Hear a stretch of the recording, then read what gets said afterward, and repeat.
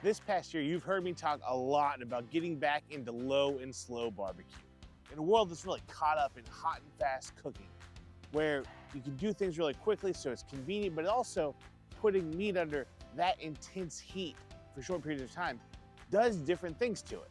But you've always got to remember and go back to what we did before and figure out why we did it. And there is true beauty in low and slow cooking. And what you've seen me doing a lot this year is doing it on the Char-Griller Auto Kamado. That's an absolute low and slow beast. If you remember earlier in the year, I did a comparison between the Auto Kamado and the Gravity 980, two grills I absolutely love. At the time, my takeaway was more of the Auto Kamado is a better low and slow cooker because it moves way less air. And the Gravity 980, while it's very variable in temperature and you can do a lot of things with it, it moves so much air that it's fantastic for hot and fast, but it's gonna dry out that bark a little bit for an overnight, no mess with low and slow cook. You would need to be available to spritz your protein constantly to make sure that you didn't dry out that outer layer of meat. Well, after I said that, someone chimed into the comments and said, hey, why don't you just shut down the back vent some?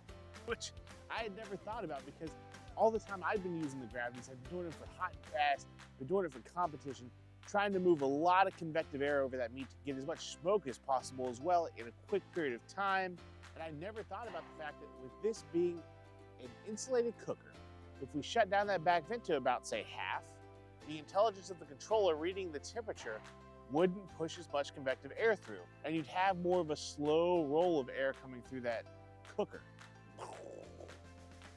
Then I got thinking, if that was true, the Gravity 980's temp controller versus the Auto Kamado's temp controller will skew a little bit lower. That's why you see me do a lot of cooks at 320 degrees, because in my experiences at great level, 320 usually ends up being roughly 300. Now, if you're not competing and trying to be extremely precise on timelines, it really doesn't matter to you.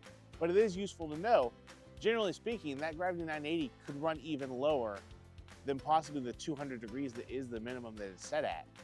Whereas with the Auto Kamado, I don't think you could force a Kamado to go below 225. Personally, I think that's asking a lot of the Auto Kamado. It just so happens that the controller is programmed good enough to handle it. That comment was exactly right. I don't know why I never thought of that before, but that turned this cooker into an incredible low and slow machine. And this thing starts at 200 degrees, which means we have the capability to roll an absolutely incredible, possibly uncovered low and slow cook that you're going to see in our next video. For now, you're just going to have to take my word. The key to low and slow cooking on the Gravity 980 is shutting that back vent down to at least half. That way we decrease the amount of hot air moving through here. We'll still get the great smoke because of the amount of time our protein is going to spend in the cooking chamber. But that just made this incredibly versatile cooker that much more versatile.